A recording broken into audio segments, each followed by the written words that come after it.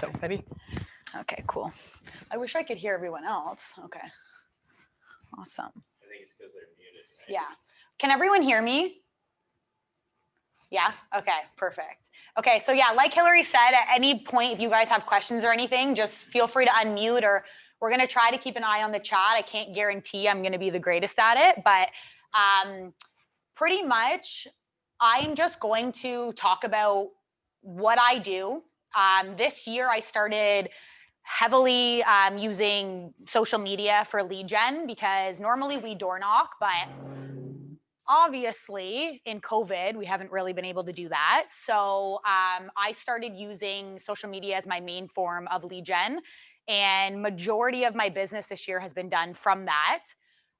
So I do not do, I shouldn't say I don't do, but I don't often do paid ads, and that is not where I actually get my business from. So when I'm talking about getting leads and converting, it's not from paid social media. It's from like organic content that I'm connecting with people and I'm turning them into leads and into clients. So first off, is there anything particular that anyone is like looking to learn or like wants to know or go over? Is there anything specific? Anything in the chat? I'll let you know something. Okay, cool. What about you, Sam? Anything? No, nothing in particular? No? Okay. Cool. Okay. All right. So I wrote down a couple points, because honestly, there's so much stuff when it comes to social media too. There's so, like, I could talk about it for so long because there's so much stuff, but I'm just going to skim the surface and go over, the basics of what to do. So, so let's start, I guess, with literally the basics. So I was telling you earlier. So basically, the biggest thing with social media, like hands down, is consistency. And you'll literally hear that in like anything we do, any form of lead gen, anything like that. Everyone says it's about being consistent, and it's 100% accurate. So at the beginning of this year, I actually started setting up a social media schedule. So I follow a schedule. So I put out enough business related posts, personal posts, and like difference between giving advice and education, and then putting out stuff related to closings, clients, all that stuff. So it's about kind of putting out all that stuff consistently, but scheduling so you don't forget and so that you're not overloading it with too much. So something I will point out here is if you look at, so for example, this is the Volpe Alcorn page. I run this page, and you'll see one thing. If you look through our page, we very, very, very rarely post solds and listeds. We don't do that on our page. We do it on our highlight up here. So we post it to our story and we keep them on our highlight, but we do not fill our page with solds and just listeds. It's honestly, nobody cares. Like, I can't express that enough.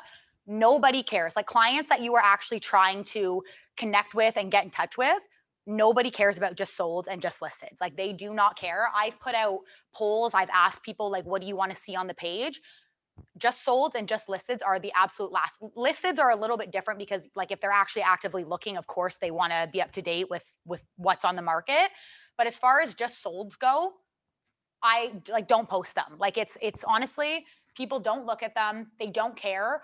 All you're doing is posting that to say like, hey, look, I'm so busy and whatever. And that's great. But you need to have like a healthy mix of both. So like, my biggest piece of advice would be, if you're starting in the game or you're whatever, start switching your content, or from the beginning, start creating your content around other things rather than just sold and like just all real estate related. You definitely want to keep it like personal. That's a big thing for sure. So that's like one of the biggest things, is just staying consistent and staying consistent with other posts. So here you can see like we have a ton of like stuff about us. Like, we post like this. We do team events all the time. We went axe throwing this year. We posted like that. We post solds with our clients. If we are going to post a sold or coming soon, we make it really creative rather than literally just a post of, oh, here, this is sold, great. you know, we do write-ups on like our team, we do like introductions, we did a food drive. Like this is just all stuff that we're doing as a team and like kind of like a glimpse into like what our team is all about. So that's a big thing to post. And same thing if you're doing it on a personal page, you want it to just be about you, your life, you know, life behind the scenes as a realtor, like things like that. That's the stuff that people really, really like. They really do not care to see like, you know, how many houses you sold. They really don't. If they're going to invite you on a listing appointment or whatever, you're probably going to talk about that stuff anyway. So, yeah, don't worry about it, plastering it in front of everybody's face for social media. Hold on, I just got to find here. What was I doing?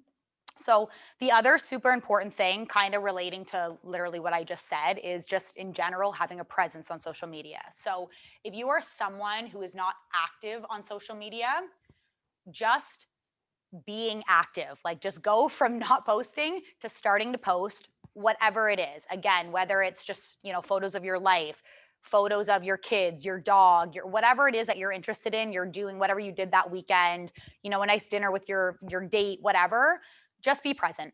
That's it. Like being present is better than having no presence at all, right? So whether you're actively, you know, pursuing social media as a source of lead gen or whatever, as long as you were just present, it's going to do you a lot better than having absolutely no presence at all. What else did I write? So being relatable and personable, this is the biggest thing for me. So every single post that I make that is I'm posting on my business page, but I'm wanting it to like get a good response, is being personable and relatable. Like this is so important. Again, going back to not just posting solds of whatever you're doing. I post, if I go to my page here, I'll show you. Oops. So I'll show you here, because so this is my actual business page. So you can see like a lot of these posts are like of me. I get my face in them. I do like write-ups on them. Like this was a really good one that I did recently for the holidays. And I wrote like a long thing about like our year and like honestly how I felt about it. And, you know, I made the post like, what the hell is this? But, you know, it was fun and it was creative and like people liked it. And that's, again, that's the most important thing. So I did a write-up about honestly how like I felt like my year went and some of the stuff that I loved about it and some of the stuff that obviously wasn't so great, but I'm honest, and that's just it. And it got such a good response. So it's stuff like that that you really want to focus on. I don't know how to get out of here. Do I click this? I don't know if this exits. I think that's them, right? Yeah, go back maybe. I don't know. Anyway, oh yeah, There good. you go. Perfect. Okay, so tell you again, hold on. I wrote a bunch of stuff down, but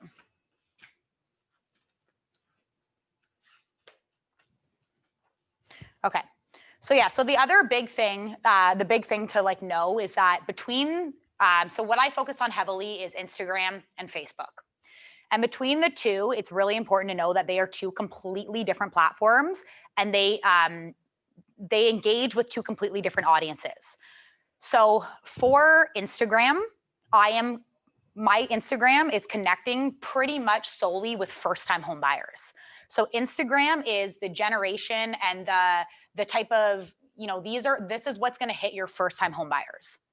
Facebook is where I focus for a little bit of an older group, which is where I'm probably going to get actual listings from. So on Instagram, I'm generally picking up first-time home buyers. Facebook is where I'm actually going to pick up buyers as well, but listings. I picked up 2 listings this year, or like in the last few months. I picked up a $1.3 million listing from Facebook. And I actually, my old high school teacher that I had on Facebook, I actually sold his house this year from Facebook. Like, so, but 2 completely different platforms. So when it comes to Facebook, you want to be aware of that. Like you want to be aware of the fact that depending on what you're posting, again, whether it's buyer advice or seller advice or whatever, like be aware of your audience. So on Facebook, I post a lot more geared towards sellers. So whether it be mortgage information, what the market is doing from a seller's point of view, when it's a good time to sell, things to do with your house. I've posted quite a few videos on like tips and tricks for getting your house ready for the market. all that stuff, I generally tend to cater towards Facebook because that is where I'm going to hit more sellers than I am buyers. On Instagram, I post a lot of stuff related to the buying process, educating on the buying process. So first time home buyers, stuff about like, the minimum down payment that you need to have, just stuff to be aware of, the other costs to save for other than just the down payment, like just educational things like that. And I focus a lot of that on Instagram because again, that's where you're going to be hitting the first time home buyers. So that's a big thing to be aware of is the fact that they are two completely different platforms, two different age groups, two different everything. And while you want to kind of keep consistency on both, you don't want to treat them the same because like they're not. And if you're just posting a bunch of seller information on your Instagram, you might be losing interest of a whole caliber of people, which is like your first time home buyers. So you want to be really, really aware of that.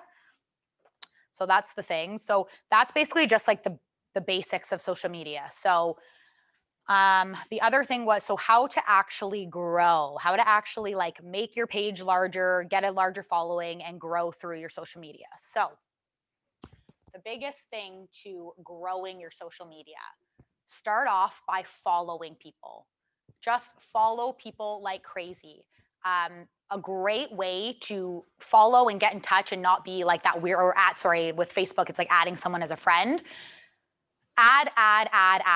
Even if you do not personally know them, add them. Like, I'm not talking about just go find the most random person ever that you have absolutely no connection with, but join groups. So, like, I live in Georgina. I do a lot of my work in Georgina. I am in a Facebook group called Connecting in Georgina. It's massive. Like, almost every single person in Georgina is in that group. I live in Simcoe Landing in Keswick. I'm in a Simcoe Landings Buddies group. I'm in a bunch of like food groups, all that stuff. I interact in those groups and I look for the people who interact a lot in those groups, like the main, because there's always those people that interact the most, whether they're the complainers or they're like whatever it is. It's usually the complainers that interact the most, but whatever it is, add those people.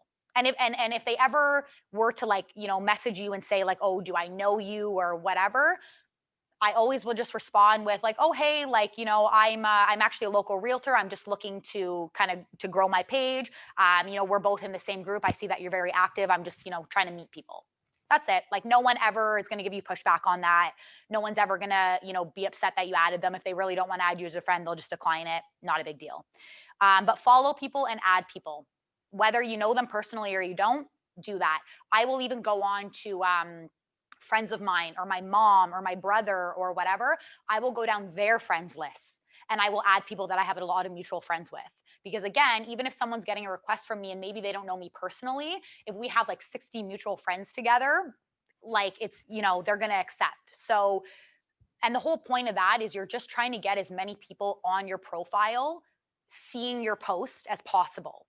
So, because your friends and family, those are the people that talk to you all the time. Like, yeah, they see your posts, they're probably going to comment on it, but you're always trying to get new business and expand that, right? So, you want as many people seeing these posts as possible. And obviously, the only people that are going to see that consistently are the people that you have on your page as your friend or that are following you or whatever. So, you want to just go and follow, and add as many friends as you can within reason. You want them to obviously be local around here. Like, that's the thing. You don't want to be going and adding a bunch of people from like Siberia because they're never going to get you a deal. So you want it to be people that are somewhat local to you, right? So interacting is another really important thing. I learned this the hard way because there in the younger generations, there's sort of like a social media etiquette, and you never want to be too obnoxious on social media, or you don't want to post too much, or you don't want to whatever. I used to follow that and I've thrown that completely out the window. I don't follow it anymore. I post whatever I want, whenever I want. And you want to interact as much as possible. So when you post something and people are responding to you, you want to respond to every single comment. Don't just like it to acknowledge that you saw it. Don't just like people's posts. Comment on everything. And as soon as someone comments on yours, comment back to them, reply to it. The reason why you do this is one, it switches your algorithm because it lets Facebook and Instagram know that you're like an active person. It also keeps whatever post that you just posted constantly to the top of people's news feeds. So even if it is, let's say, a just listed and someone comments on it saying, you know, this looks great, like how much? You want to never DM, you want to always comment right on it because that'll keep bringing it to the top of news feeds and more people will consistently keep seeing it, sharing, commenting, whatever. I have posts that when I post them, they do well. They will stay at the top of people's news feeds for like 3 days at a time because I'm constantly just going back and answering the comments, and then a new person will comment, and then I respond, so it goes back to the top of people's news feeds. So you want to keep commenting on them always. Be very interactive. Another good thing too that I just learned actually this year as well is for birthdays. So again, playing with the algorithms of the social media platform. For Facebook, when you every morning we wake up, we have like a couple of notifications that somebody's birthday. What you want to actually do, I learned this from Jen, my coach. What you actually want to do is wish that person a happy birthday through the messenger. Don't post it on their Facebook page. I mean, you can. It's good to do either way. Like, don't, if you're going to do it, just do it. But by posting it, by actually sending them a message, they are like hands down, one, it's more personal.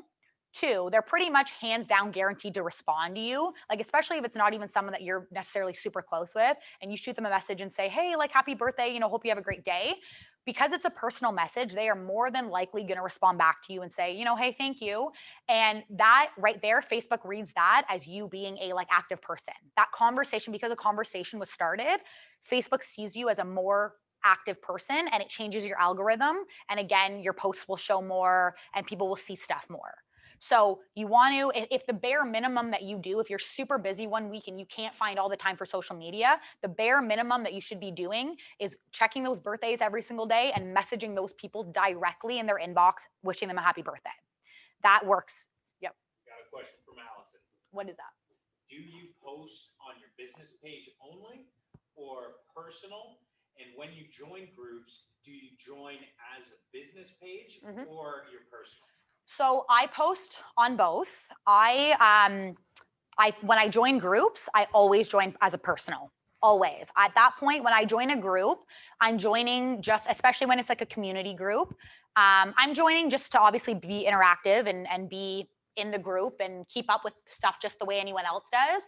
But I'm always on guard for certain comments or certain things that may be good for me. Like, for example, we have people ask all the time in Connecting in Georgina about realtor recommendations or moving company recommendations or the like disposal bin companies, anything like that. If I see any post like that, I'm on top of it. I will direct message that person right away. And I will say, hey, you know, not sure like if you're moving or what the plan is. I saw in Connecting in Georgina that you were looking for, you know, a disposal bin company. I can recommend this. And I also just wanted to let you know, like, I am a local realtor in the area. And, you know, if you are thinking about moving, like, I'm happy to answer any questions. So even though I have no idea if that person is moving or not, they have inquired about something that is related to that. So I will reach out. And that's always on my personal. I post on both my business and both my personal consistently. You have to post on both consistently. It's hard to stay on top of it, which is why I do a schedule, because if you don't, you will forget and one will lack, one or the other will lack for sure. But you want to do both. You want to have a business page and you also want to have a personal page. And a great way to do things is you can actually, when you're posting something business related, post it on your business page and then share it to your personal. And then that way it's hitting both avenues and you're not missing anybody. So that's a good thing to do as well. That was it. That was it. Okay. Yeah. You hit both. Yeah. So yeah, post on both, be active on both. Again, different content for both. Of course, your personal page, you actually are going to post more personal stuff. I still post personal stuff on my business page too, because again, you want to be relatable and personable. But yeah, again, there's a fine line between having a healthy combination of both. So that's that. Okay, so the other thing. So this is the best piece of advice I can give in terms of growing your page. Giveaways. Giveaways are hands down the fastest and most effective way to grow your page. Your business, your personal, whatever you're operating from. I mean, obviously it's best to be doing it on a business, but hands down. We started, so earlier in the year, we started a brand new business page because we had a team split and our other team leader ran the account. So we had to start an entirely new business page. So we started from 0 followers. And we are now sitting at over 1,000 followers in a year, which is hard to do, but we did giveaways and stuff all throughout the year, and that's how we gain followers. So giveaways are a great, not only are they super interactive, super interactive, you grow from them. And on top of that, it's such a great way to include local businesses or people or community things, whatever it is. It's such a good way to also like give back to the community and grow your page while doing it and get recognition and stuff. So we did our very first giveaway. I'll show you. Hold on, we'll go over this.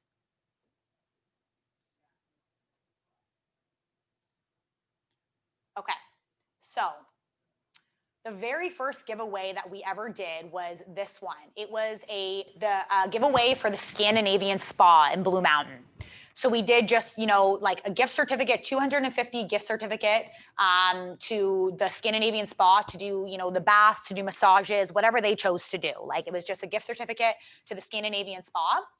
And the way that you'll set up pretty much any giveaway is you put it out there, and then all that they have to do to enter is to like and share the post, as well as make sure they are following your page. That's like the key. You want them to follow.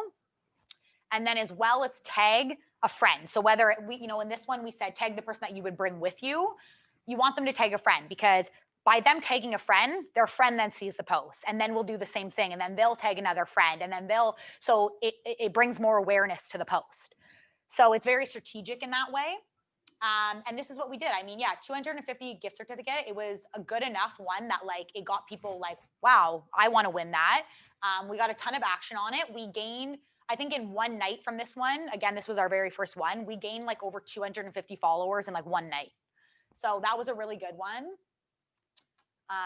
The second giveaway that we did, and you'll see like the more large, I guess, the giveaway, the more interaction you will get for sure. So at the beginning of COVID, when COVID first hit and we hit our first lockdown, we did this giveaway, which was great. It was a gift certificate to like local restaurants, basically to support them. So for us, we mainly service Georgina, Newmarket, Aurora, and Holland, like EG.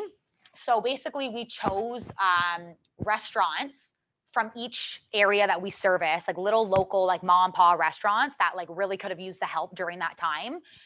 Ones that we actually really like and use. And we just gave away $25 to $50 gift certificates to each place.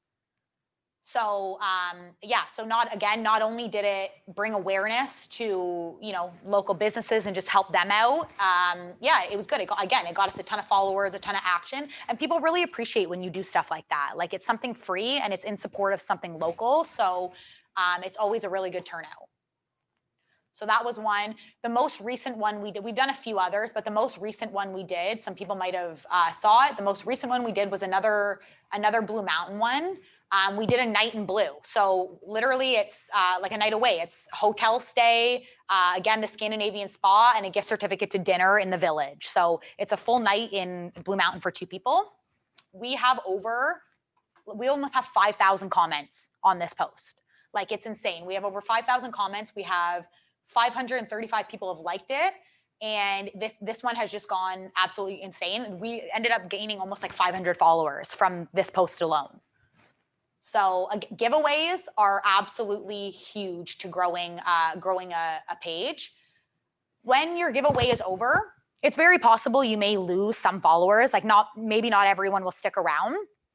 Majority of them will. Like majority of them, by the time the giveaway is like announced and everything like that, they don't think to go unfollow you. They don't care enough. On top of that, as long as you are not posting just sold constantly, people aren't going to get like annoyed and unfollow you anyway, right? So now you've gained a bunch of followers and you're probably going to be able to retain most of them, which is the important thing. So that's a big one. So giveaways, and it doesn't have to be. Oh, was there another thing there? Oh, geez. Okay, so from Allison, did they have to follow you to enter a giveaway? Yep, I can see it. How did they enter? in The for giveaway. giveaway? Just leave a comment. Yeah. Yeah, so they do. So we state the rules on each giveaway. You'll see pretty much any giveaway across social media is pretty much the same. To enter, you have to be following our page. You have to usually like or share the post, again, depending on whether it's Facebook or it's Instagram. And then you have to comment on it. So we check to make sure that those people are following us, that they've commented, and that they've liked the post. So whoever the winner is, I make sure I go and I look and make sure that they've done everything that we asked them to. But yeah, that's what it is. So it's a like, it's a share, and it's a comment, basically. How do you pick them? So how to pick them? So you can go online. Depending on how you do it, you can either literally just use a name generator, and that way, this is what I used to do in the beginning before I discovered the other way. But I would literally go through each Instagram post and plug in each individual name, and then it would generate it automatically. I've now discovered it's a website called Comment Picker. So it'll take your post off social media, and it can count the comments, and it can count how many people just comment, like tagged one person, tagged two people, whatever it is, and it automatically does it for you. So it saves you a ton of time. It tallies up all the comments, all the entries, and then it just generates the winner for you. So it's fair. I usually post a video of me actually like doing the draw, just so they can see, we're actually doing it fairly, like we're not trying to screw it up or anything. But yeah, Comment Picker, it's a lifesaver. So that's that. Do you have other agents maybe trying to get in on this? Like, Into like a giveaway. yeah. We do. I feel like it's I've had like a few agents do it. Very rarely, because I think they just know like not to. But honestly, even if an agent does enter, like we'll still put them in. Like, it's all in good fun. Like it is what it is. Again, half the time we're doing it in support of like a local business or something. So it's fine. Of course you're always kind of hoping that someone actually maybe somewhat in your sphere or like downline, a friend of a friend or something will win, just because it's a connection, right? You have to go drop off that gift, you get to chat with them, all that. But when you're trying to be fair, it just, whoever wins is who wins, right? So. And so do you have restrictions as to you kind of need to be within a vicinity? I mean, what if somebody from Brampton? We'll pretty much do it anywhere. Again, as long as they're within, like for example, we actually had a Halloween giveaway that we did this year, and for the pet Halloween contest, we didn't realize until afterwards the person who had entered their pet was actually from the States, and we didn't realize it was a mistake on her part too, because they have like an Alcorn construction company or something, and she just thought it was the same. So obviously in that case, we couldn't give it to her. The gift certificate was for a local thing here, and we just couldn't give it to her. If it were someone within the GTA, yeah, we'll mail it. We'll do whatever for sure. Like, like I said, fair is fair. If you're going to do it, then yeah. As long as it's within reason. If they're in the States and it doesn't apply to them, then no, we'll pick a new winner. How does a tag turn into a follow? So a tag doesn't turn into a follow. So Right. So when they come on and they have to tag and follow. So basically they're going to come on to your profile here, and like once they see the post, they would have to choose to follow you. They'd have to like the post, and then they'd actually have to go and comment on that post, the tag for their friend or whatever it is. So they'd have to do all three. So it's not just one and the same. They have to make the effort to put the comment in, to like the post, and to follow your page. And it's the same on Facebook as well. And how much time do you give them to do this? Depending on the giveaway, this one we did, this one was quite long. This one was like this was almost like 3 weeks actually, only because it's such a large one. And at the end of the day, the purpose behind it is to grow the page, right? So you want to give time, you want to really get the momentum. We knew this would be a really good one. So we've given this one about 3 weeks. People are still commenting on it. Like every day I'm still getting like at least 40 to 50 comments on it a day. So it's crazy. It's still growing. For a small one, like, for maybe like just like a $50 gift certificate somewhere, I do like a week. Like you don't need it to drag on for super long. Because again, too, after a certain amount of time, that post will lose its momentum. So this one has been different because it's such a big one that people are still commenting. But if you do just like a $50 gift certificate somewhere and you make it like a month, that post will lose momentum so fast that it doesn't even matter at that point. So yeah, I would just judge kind of what the giveaway actually is. If it's a significant one, longer. The other great thing about doing a giveaway, and we do this all the time, is when we're making our follow-up calls, we actually will, it's actually another reason for us to call our leads in our database. So when we're making follow-up calls, especially right now, given the holidays, we're doing a lot of holiday calls right now, just wishing people a Merry Christmas. It's another very non-pushy, nonchalant way to be like, oh, hey, by the way, my team's doing a giveaway right now. You can actually win a chance for a night at Blue Mountain for 2 people. All you have to do is go onto our social media and the instructions are on there. So again, and you know what, if they do, if they don't, whatever, but not only will, again, you maybe touch more people that you don't currently have on Facebook or whatever, it's a good way to call them. It's an excuse to call them, right? It's an excuse to call them without just being like, hey, you thinking about selling? So we use the giveaways also to reach people in our follow-up calls. So giveaways are key. I'm telling you, like they are the absolute best. Yeah. How do you get the actual leads? Like the numbers, I guess, are in Messenger anyway. Is that the idea? So yeah, so for giveaways, to be honest, for giveaways, we're really not looking, like, of course, we're always looking to grow our page, but as far as actually getting their numbers and stuff, you don't really do that with giveaways. It's So more. you said you call people. So that's like who's already in our database. Yeah. So like we have, And how did you get that? we door knock and other, or door knocking. I have some through this, but like the bulk of my database at this point was built from door knocking. Cause again, I only started doing this really heavily this year. But so whoever you're having, whatever it's from, door knocking, cold calling, your sphere, social media leads, like whatever it is, you're calling those people and letting them know about the giveaway. And then, you know, you're getting them from social media. If you got the lead from social media, more than likely they already are on your social media and see it. So it's a good excuse to call the people that you don't already have on social media. So yeah, so giveaways, huge. They're fantastic for growing. And also too, again, just for connecting with people. Like again, if you're doing a giveaway for a local business, that business is really going to appreciate that. And in turn, who knows what business or whatever they might send your way. They might share it on their page. They, you know, whatever it is. So yeah, it's great. Okay, so as far as getting leads goes for social media. So as I mentioned at the beginning, I do not get my leads from sponsored paid ads. I get them from organic content and from just actually making connections with people through social media. And how I do that, I do it a number of ways, actually. I just want to see, sorry, what time it is. Okay. So yeah, I do it a number of ways.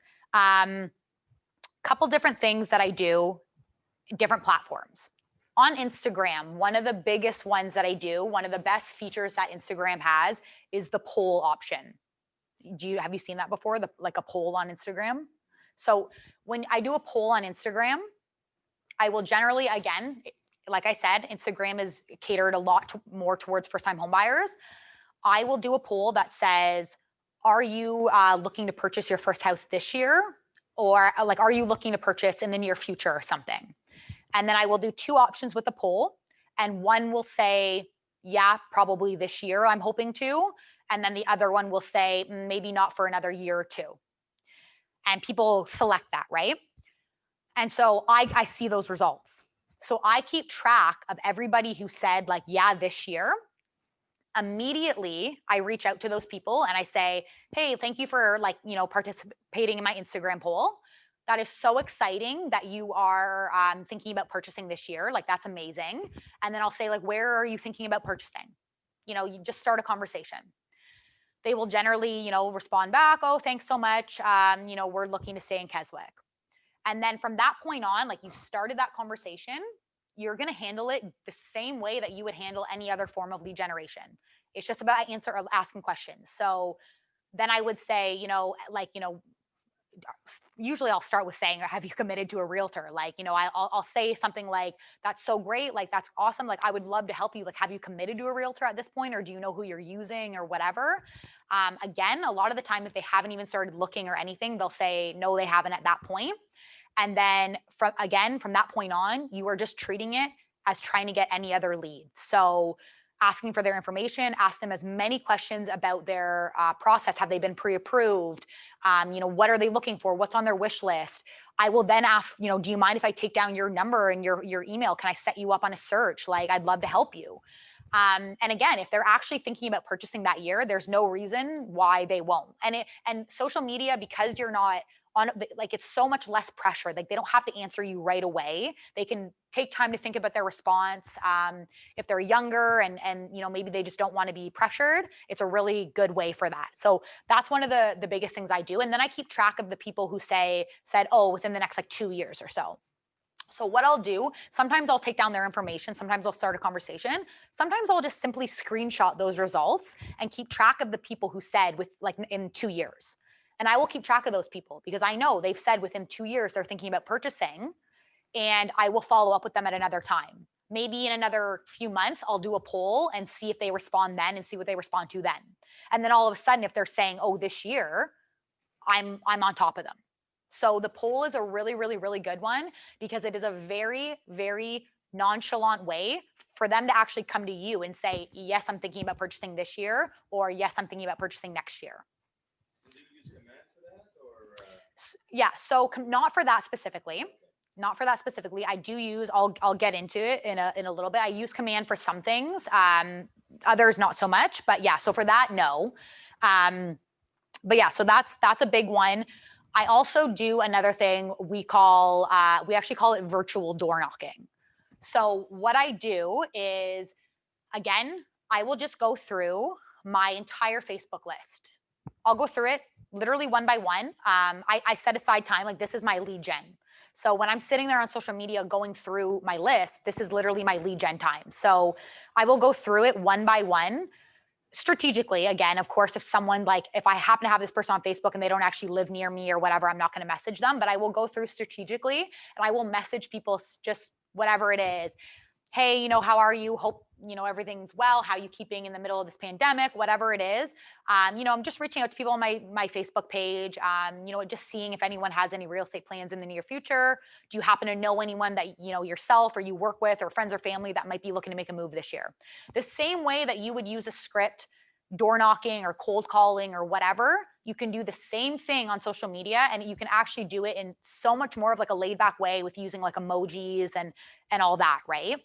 And again, they don't feel pressured to respond right away. Like if they're at work and they can't pick up their phone, that's the great thing about social media. Like if you're cold calling or you're door knocking and people aren't home during the day, those are less contacts that you're making.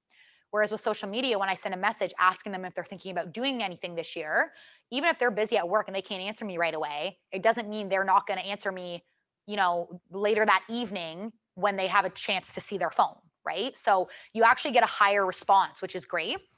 But yeah, so that's what I'll do. I'll do virtual door knocking. So I'll go through my friends list and I will message people. I will message at least, I try to, at bare minimum, I try to message 10 people a day. So 10 people a day, asking them if they have any real estate plans. When you've exhausted maybe your own profile of your friends or whatever, that's when you go to the pages that you're in. So I use Simcoe Landing Buddies, for example. Again, that's the neighborhood that I actually live in. So I will go in there and I will go down the people on that page and I will say, hey, I'm doing virtual door knocking. I also live in Simcoe Landing. We're neighbors.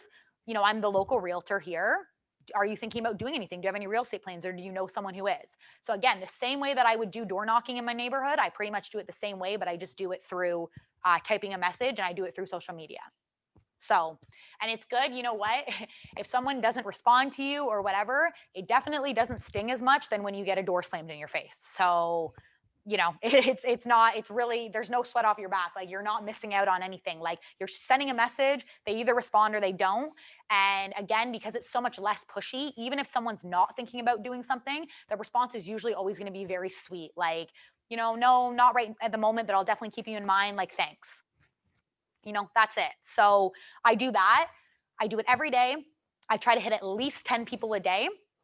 And again, if anyone does say, yes, I'm thinking about it or whatever, at that point, you treat it just like any other form of lead gen. You're just asking the right questions, getting their information, figuring out their plan, and just basically saying, let's keep in touch. So that's really all it is. And that's what I do consistently to get business from it. The other really important thing about social media is just, and this is kind of going back to the basics of just being present on it. I have gotten 2 deals now from seeing someone on social media who actually listed their house with Purplebricks, because they have to do it themselves. They're posting the photos, they're letting us know they're listed, whatever.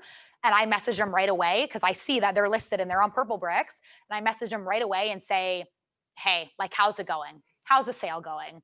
And that's usually like all it takes. And they'll be like, oh, you know, not so great. And again, because it's on social media, they just feel like less pressure, I think, to just be honest with you. Like, you know, when I say, hey, how's it going? Like, I saw your house is up for sale. Like, how's it going? Yeah, they'll be like, honestly, like, not so great. I kind of thought I would get more action by now, like, you know, whatever. And then right away, that opens a conversation for me to be like, listen, like, let's get together and chat.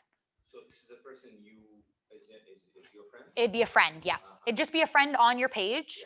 Yeah. And yeah, and I saw through that they posted on their timeline that they are selling with Purplebricks.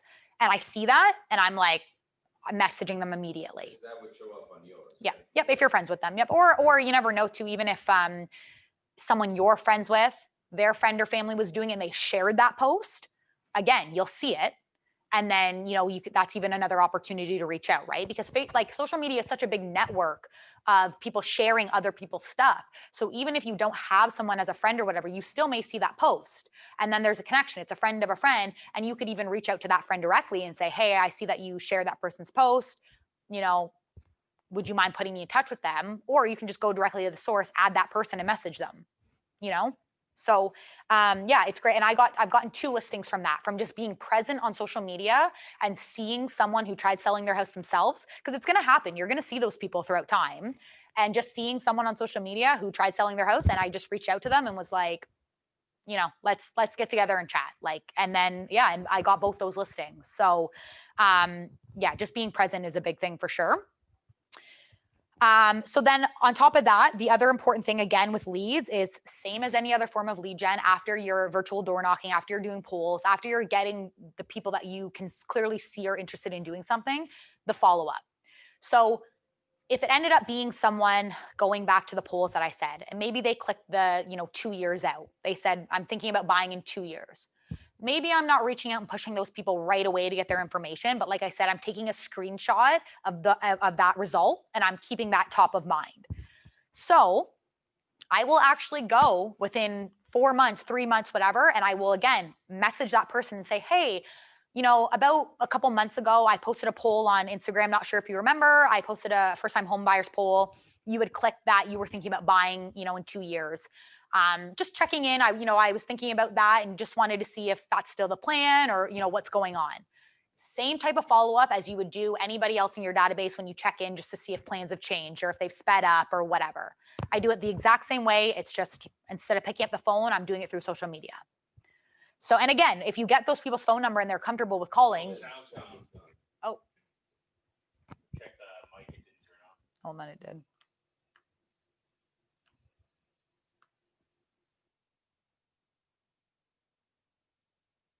Hear me now? Good? Yeah. Okay. It turned off. Sorry. I see Wayne Clemens and he looks upset. So were you going to say something, or that's what you were going to say? Okay. I forget where I was saying. Oh yeah. So sorry. Yeah. So just follow up. So after that, basically just like anything else, as soon as you get the lead, the follow up is the next part to that. And again, I just find that especially for the first-time home buyers or anyone who's maybe a little bit hesitant, maybe they're thinking about it. Because I always find, like with door knocking or with cold calling, even when someone's thinking about it, but it's not like a near future thought, they feel a little bit pressured when you're like at their door being like, hey, do you have real estate plans? Because they think you're like right now. And even though we don't necessarily mean that, again, with the social media, with the message, it's just a lot of a less pressured way. And I feel like people feel a lot more comfortable being honest about like, hey, yeah, I am thinking about it, but not for, another 6 months or whatever it is. So yeah, so follow-up is extremely important. Just like anything else, you want to follow up, you want to put them in your database if you get all their information, and keep in touch with them the same way you would any other lead. So yeah, that's that. And then, so command and social media. So the thing that I do use command for is when I do paid ads. And the reason I use command for paid ads is because we have that agreement with Facebook through command that our paid ads and stuff go further than any other person's marketing dollars. So, if we post the same advertisement or the same amount of money or whatever as Remax, ours is going to go further because we have an agreement through Command. So when I do a paid ad for, which we will do sponsored ads for just listeds and stuff like that. And honestly, at this point, not even so much to get the leads, but just to get the awareness out, just to spread the word as much as we can. I can't hear anything. Can Okay. anybody else hear anything? Yep, I can hear Can perfectly. you hear? Yeah. Good. Who can't hear? Good. Okay. Okay, perfect. Awesome. Okay, so yeah, so with Command, yeah, that is what I do my paid ads through. I do all paid ads through Command. As far as lead generation goes through the sponsored ads, I'm not saying don't do it. It's definitely still a good way to connect with people, to get leads, like absolutely. In my experience, the paid ads tend to be a lot shittier than really any other form of lead gen. A lot of them we get where we call to follow up with them and they say to us, oh, we just clicked to see the photos or whatever. Like they have no interest. They just wanted to see the photos. That's it. So, sorry, go. We got a question there. Oh, yeah. But it does say, how does Purple Bricks and soliciting under contract work? Oh, okay. I'll answer that in a second. Sure. Yeah. So anyway, and so I what was I saying? Lost my train. Yes, Command. Sorry, I lost my train of thought. But yeah, so I do all the paid ads under that. We do it for all our just listeds, and and again, I will always follow up with them. I'm not going to not follow up with them. You never know what person will be like a nugget of gold. You're definitely always going to follow up with them, but I do find for the most part with sponsored ads, 90% of them are like useless. Again, if you're new and you're just trying to build your database or whatever it is, take their information down, put it in your database. Like you never know when those people are going to be ready to do something. So database meaning Command. Yes, Command or whatever database you use. We use Command. So for us, absolutely Command. And yeah, and we put those in. But again, like I said, I tend to find a lot of the leads from sponsored ads not the greatest. So you just really have to take the time to filter through to get the good ones. That's all. It's like a numbers game, like anything else. Like you're spending X amount of dollars to get a ton of leads, but you just got to filter through them to find the ones that are actually, doing something. So as far as Purple Bricks and soliciting under contract. So when I message someone through Facebook who has listed with Purple Bricks, I don't just like go for the jugular right away. Like I'm not just like, hey, let me sell your house. I definitely feel it out. Just, hey, how's the sale going? What's up? Until they express to me that they're unhappy, which will happen every time because like realistically, they're not getting their house sold with Purple Bricks unless maybe in this time when the market's absolutely insane, like, possibly. But in a normal market, we all know how it goes. It sits on the markets for hundreds and hundreds and hundreds of days. So usually I wait for them to express to me that they're unhappy. And then at that point, we will usually kind of navigate in that conversation of like, well, do you like want to have a chat about it? And once they invite me over to their house to chat about it, you are allowed. I mean, correct me if I'm wrong. I'm not I'm not a broker. I don't know, but you can have a conversation with someone under contract without stating things like price and stuff like that, like in commission and stuff. Like you can talk about what you do to get homes sold and stuff like that, but you can't talk about price and commission and stuff. I believe that is correct. I could be wrong, but I think it's along the lines of that. So you just have to be careful. It's a fine line like anything. You want them pretty much though to like ask you to come over, ask you to chat about it further, and you are allowed to do that. So that's basically what I do. But I just started out as reaching out with, hey, see you're selling your house. That's awesome. Like, how's it going? And generally that opens the conversation for everything you need because it's usually not going well. So that's that. Yeah. So then again, getting back to, I'm going to wrap this up with the last little bit of Command. Getting back to Command and paid ads. Again, definitely do it. Definitely use it for just getting awareness on your listings. And all that. Definitely, we also use it as a marketing strategy for sure. Nowadays, when we're going on listing appointments and you're talking about what you do to market and stuff, I mean, I think everyone knows that most people are looking online before they're coming to see your house, and they're looking online more than anyone else. No one's looking in the newspaper. No one's, doing that.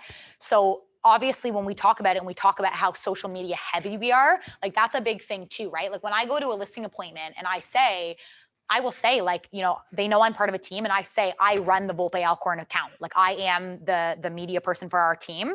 I run that account. Like we will get you the most exposure. I talk about that. And I also talk about to them how with Command, our marketing dollars go further than any other brokerage. So I talk about that. Like I use that for our advantage, and people love that. Like they're always on board with it. I think a question came in.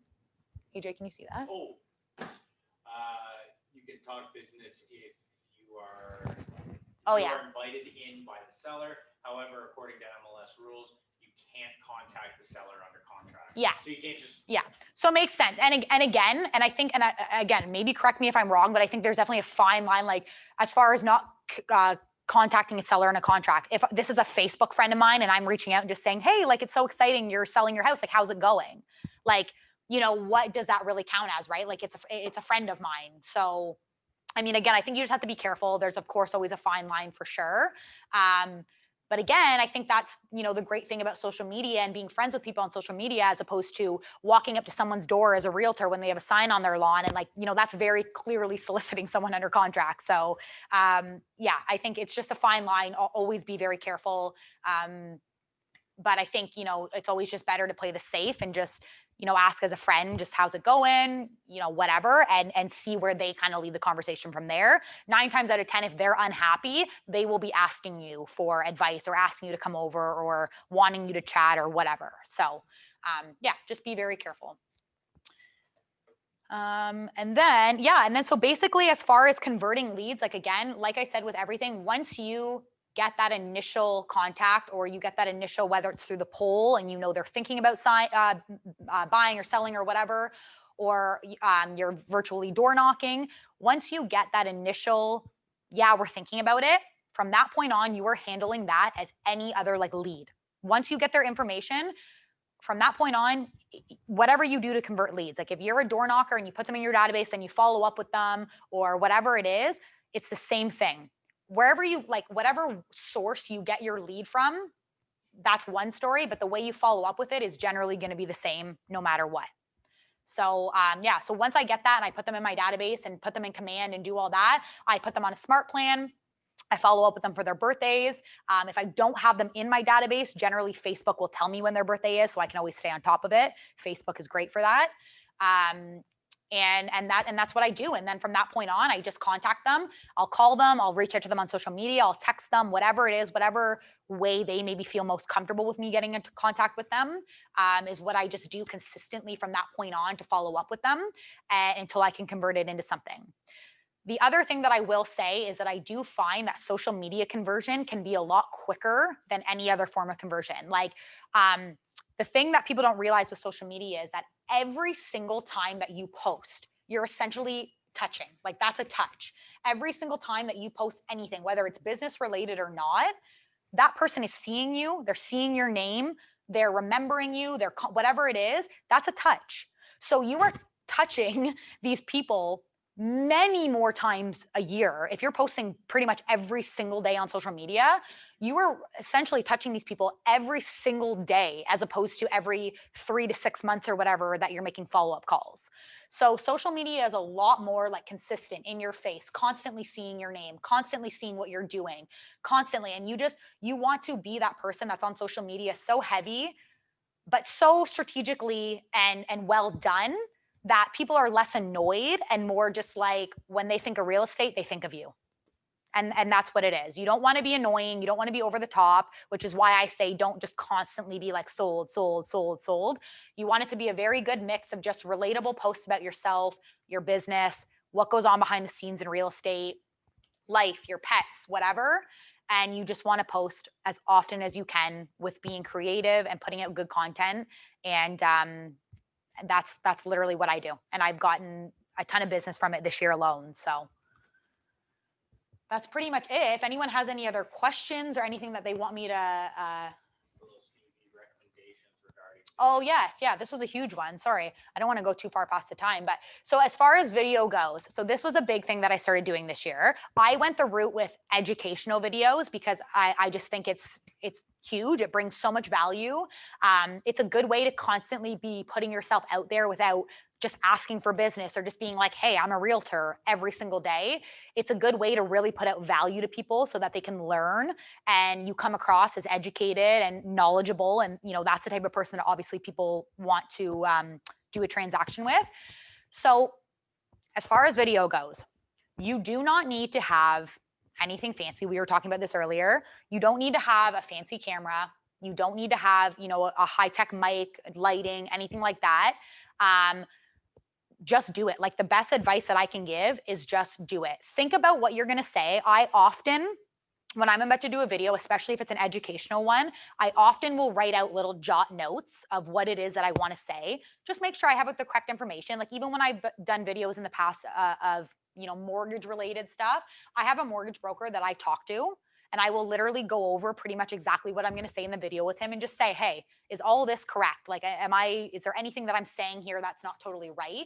Because I want to make sure that I'm completely confident in what I'm saying and I know it's correct and accurate before I say it. So I will do that. I'll even get someone on my team to watch it before I post it, again, just to make sure that like whatever it is that I'm saying, it's not wrong. Like they're going to be like, yeah, no, that's all right. And I'll make sure that it's correct. And then I just do it. And the best advice I can give is just write out the notes first, have a clear idea of what you're going to say, keep it short. That is key. I have a hard time with that. I ramble, I talk a lot. That is my thing. And it's hard because people lose interest. There are certain topics where it's hard to keep it short. There's just a lot that you kind of want to explain about it. But try to keep it as short and simple as you can. One, because people lose interest. Two, because the longer you go, the more likely you are to mess up. And just say, you know, if you have any other questions, reach out to me. Like we can talk further about this, but just reach out to me. What's short? I would say I try to keep it under 2 minutes. Mine often end up going 3 something. Like I'd say I end up keeping it under 4, but ideally you want to keep it under 2, I would say. Yeah, for like an educational video, I would try to keep it under 2, definitely. The other big thing about it is that I would suggest as well, if you're really trying to get comfortable with social media, this is what I did in the beginning. I started on Instagram. This is going to sound ridiculous, but it's the truth. I started on Instagram and I started on my stories first.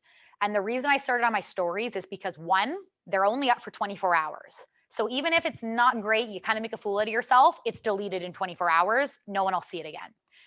So that's great.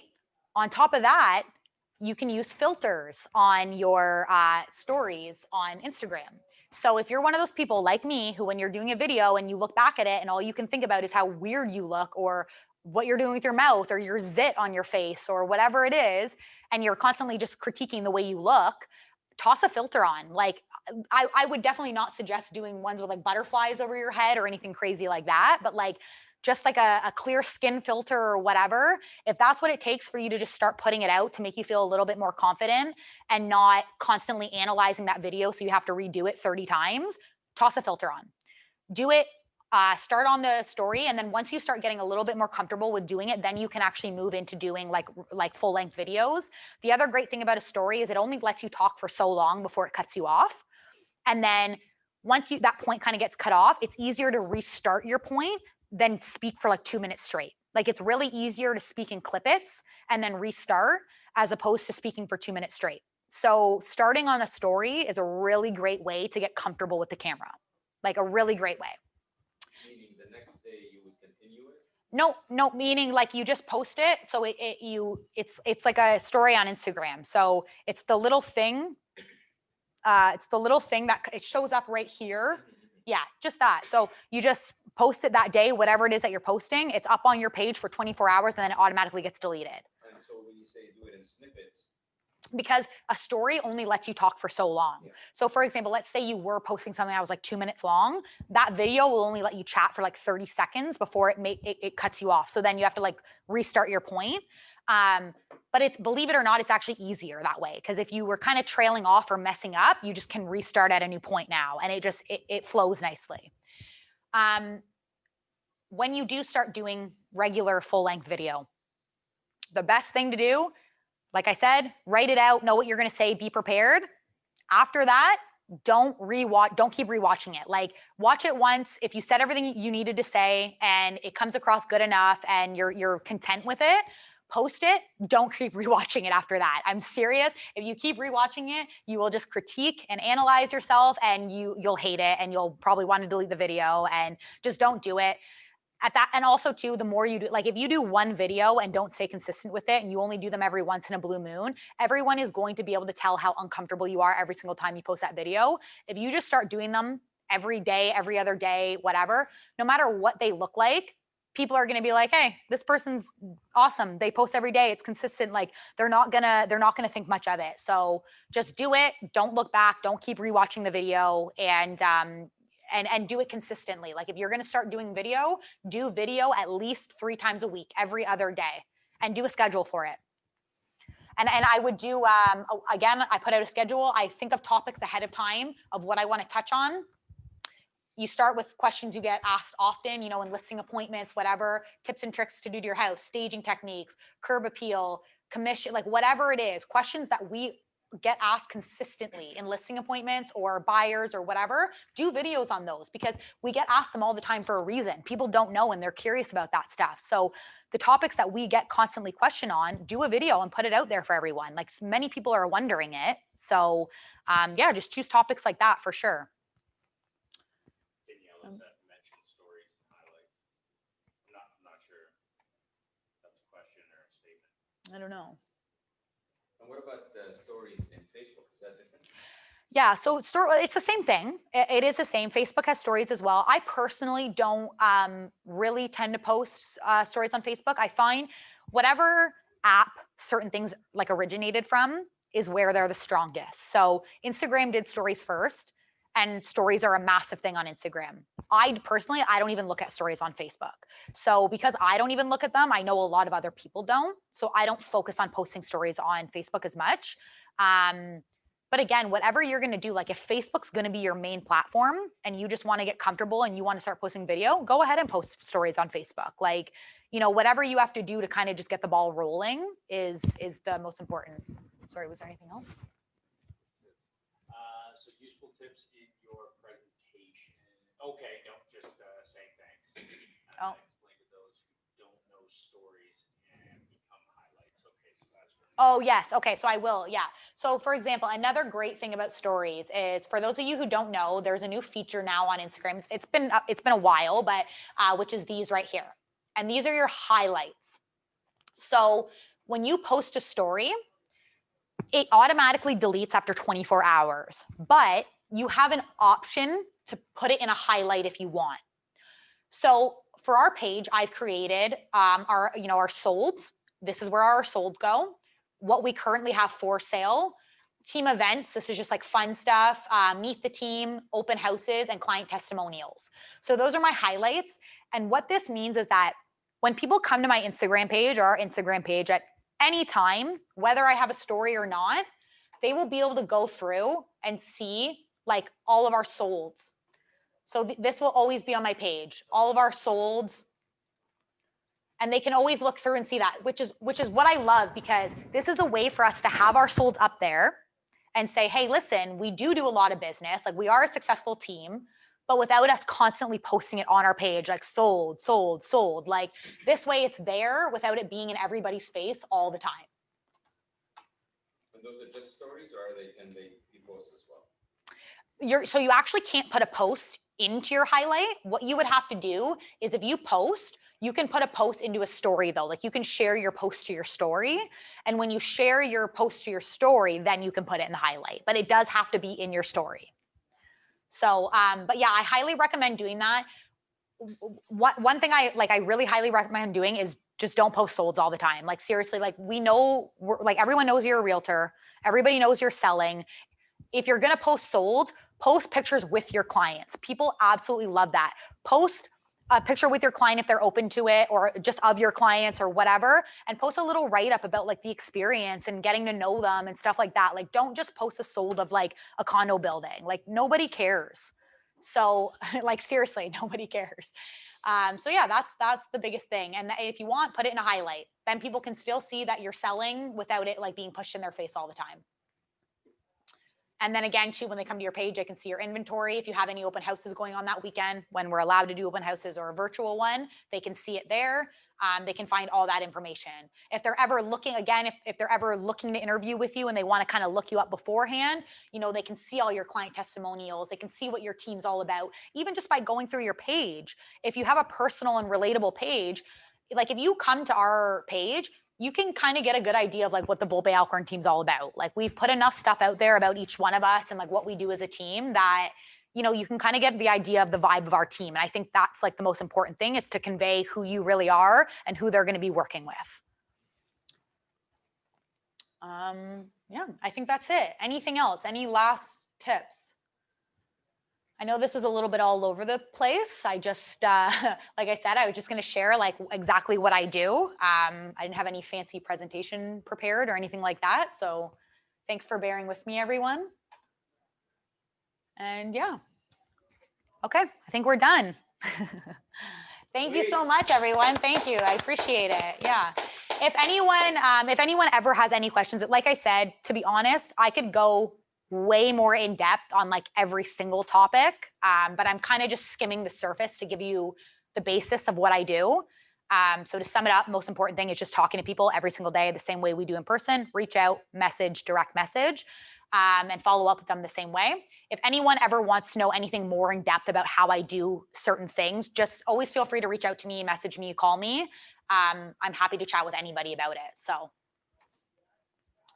that's that. Okay, see you. Okay. Bye, everyone. Stop share. I don't know how you can get off of this. So end. Very techie. Yeah, yeah.